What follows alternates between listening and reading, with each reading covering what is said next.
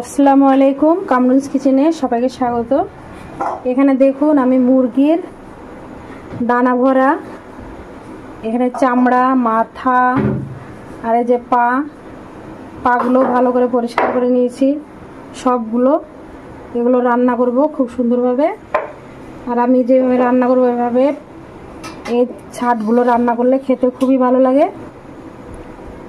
এই দানা ভরাগুলো খেতেও খুবই ভালো লাগে।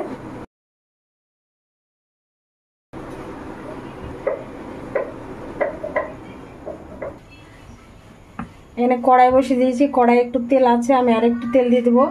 চামড়াতে অনেক তেল থাকে তাই আমি তেলটা কমই দিলাম, নাহলে চামড়া থেকে তেল বেরিয়ে একদম অনেক তেল হয়ে যাবে। এবার প্রথমে দিয়ে দেবো রসুন,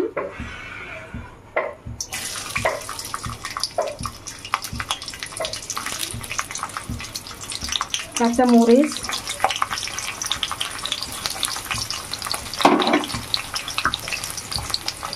পেঁয়াজ কুচি,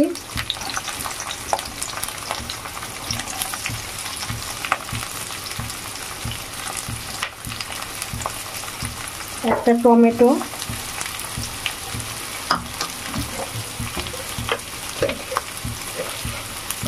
আর একটু লবণ দিয়ে দিলাম,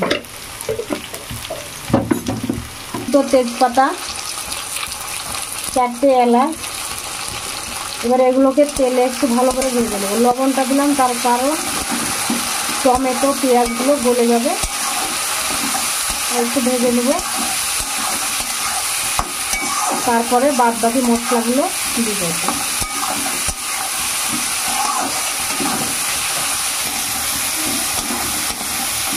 দেখুন খুব সুন্দরভাবে টমেটোগুলো গলে গেছে। এবার আমি এতে আস্তে আস্তে মশলা দিয়ে দেবো। এখানে দিয়ে দেবো আদা, রসুন, জিরে একসঙ্গে বাটা 2 চামচ দিয়ে দিলাম। আর দিয়ে দেবো হলুদ গুঁড়ো। আমি এখানে কোনো মরিচ, লাল মরিচ দিয়েছি না, কাঁচা মরিচ দিয়ে রান্না করব।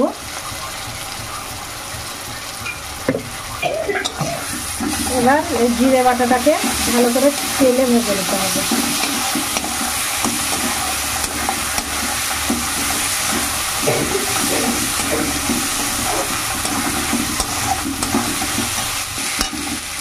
এবার আমি এগুলো চামড়াগুলো দিয়ে দিলাম।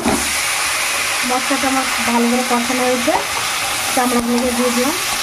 এবার চামড়াতে যে পানি আছে এতেই এখন কষানো হবে, আমি এখন পানি দেবো না। এই দেখুন চামড়া থেকে পানি বেরোবে। এখানে আমি সামান্য লবণ দিয়ে দেবো, একটু লবণ দিয়েছিলাম, আর একটু লবণ দিয়ে দেবো।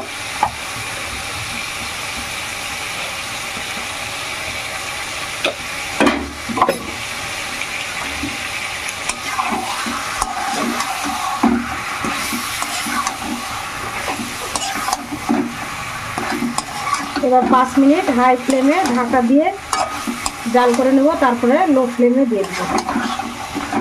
তাহলে গা থেকে পানি বেরিয়ে যাবে, চামড়ার ফ্যানের গা থেকে।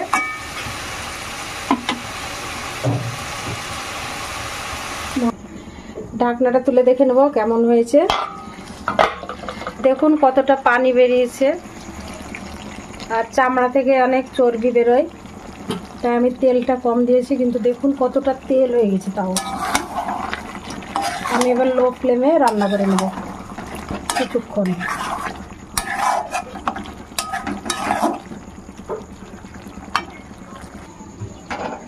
ঢাকনাটা তুলে আবার দেখে নেব কেমন হয়েছে। দেখুন খুব সুন্দরভাবে তেল ছেড়েছে। এবার আমি এখানে দিয়ে দেবো একটা বড় সাইজের আলু, একটু পাতলা পাতলা, এরকম পাতলা পাতলা সাইজ করে কেটে নিয়েছি। এবার দিয়ে দেবো। এবার আলুটা দিয়ে ঢাকা দিয়ে দেবো।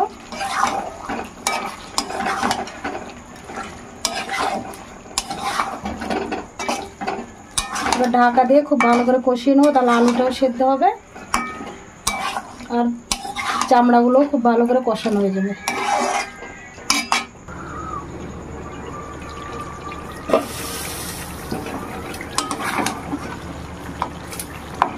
আলুগুলো প্রায় সেদ্ধ হয়েছে,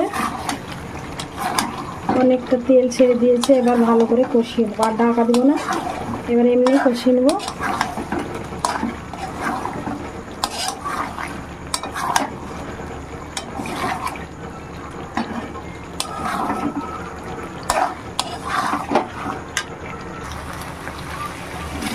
ঠ্যাং চামড়াগুলো খুব সুন্দরভাবে কষানো হয়ে গেছে, তলাতেও লেগে যাচ্ছে, তেল ছেড়ে দিয়েছে। এবার আমি একটু পানি দিয়ে দেবো। আলুগুলো সেদ্ধ হয়ে গেছে, এবার গায়ে মাখা একটু পানি দিয়ে দেবো, খুব বেশি পানি দেবো না।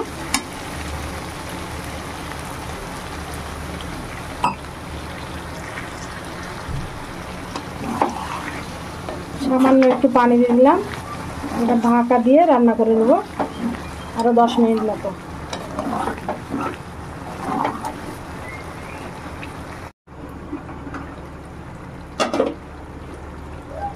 দেখুন আমার রান্নাটা হয়ে গেছে, দেখুন কতটা সুন্দর লাগছে। আর লো ফ্লেমে রেখে দিয়েছি।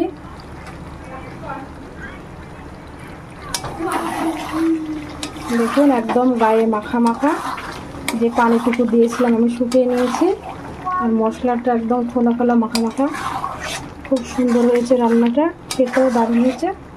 আপনারা অবশ্যই এভাবে বাড়িতে খেয়ে দেখবেন, খুবই ভালো লাগে খেতে। যারা অবশ্য চামড়া পা পছন্দ করেন, আর যারা পছন্দ করেন না তারা তো খাবেন না, কিন্তু আপনারা অবশ্যই এভাবে রান্না করে খেয়ে দেখবেন, খুবই ভালো লাগে খেতে। এবার আমি নামিয়ে নেব।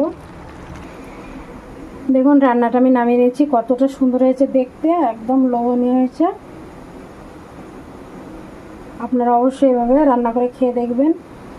আর ভিডিওটি ভালো লাগলে লাইক, কমেন্ট, শেয়ার আর দয়া করে চ্যানেলটিকে সাবস্ক্রাইব করে দেবেন।